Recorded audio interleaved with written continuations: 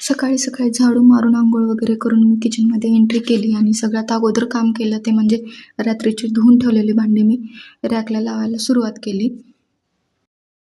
आपल्या fresh mood बरोबर आपलं किचनही सकाळी सकाळी आपल्याला फ्रेश भेटलं ना, तर दिवसाची सुरुवात अतिशय सुंदर होते. नमस्कार मंडळी और मेरे देश की आधी जनता, गुड मॉर्निंग लेडीज. आज नाश्त्यामध्ये काय बनवावं हे मला कळतच नव्हतं, तर मग म्हटलं चला तर मग बहुत दिन के बाद चलो नाश्ते में बनाते हैं सुशीला. कच्च्या पोह्यांमुळे जर कोणाला पित्ताचा वगैरे त्रास होत असेल तर ते कच्च्या पोह्याच्या ऐवजी ते सुशीला खाऊ शकतात. इथे मी फोडणीची पूर्ण तयारी करून घेतली. कांदा, मिरची, कढीपाला वगैरे सगळं चिरून घेतलं आणि फोडणीच्या तयारीला लागली. फोडणीमध्ये सगळ्यात अगोदर मी जिरे, मोहरी, कढीपाला, त्याच्यानंतर टाकली थोडीशी मिरची आणि त्यानंतर टाकलं थोडासा कांदा. तर कांदा छान असा लालसर परतल्याच्या नंतर परतून घेतला आणि त्याच्यानंतर थोडंसं त्याच्यामध्ये मीठ घातलं.